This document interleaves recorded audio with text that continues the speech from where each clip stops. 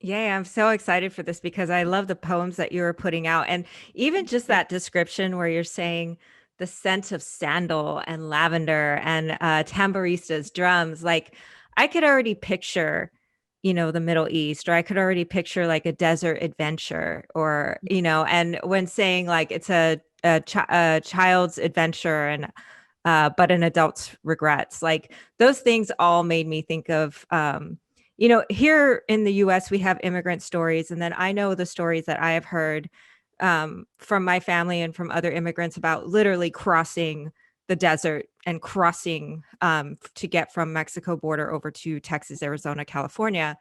So you think of the desert adventure.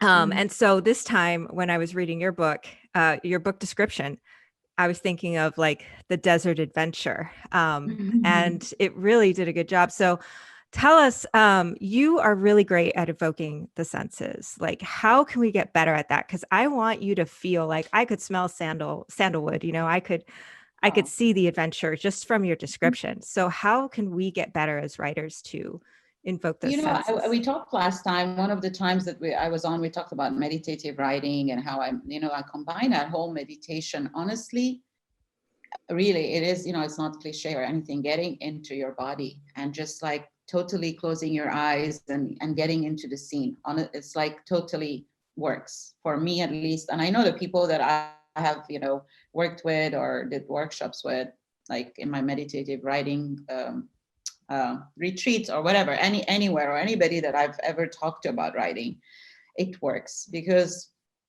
it's embodiment, right? So you get into the body and you just remember things from your childhood. Like whereas if you're just writing, you might be writing fast and not, not really hearing and not smelling the sense, not getting into the body.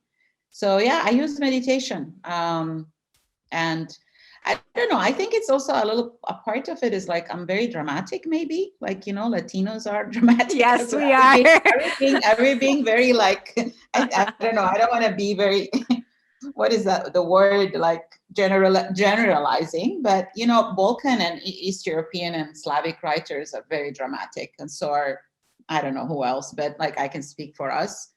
So I kind of become dramatic that way, and I just like it flows. I don't know. I just smell it and I see it and I hear it, and I know that being a good writer, studying creative writing has taught me that we have to utilize the five senses because you have to bring in all that.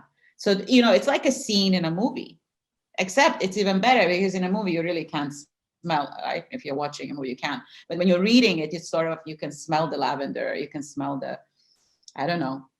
It's just one of the things I do.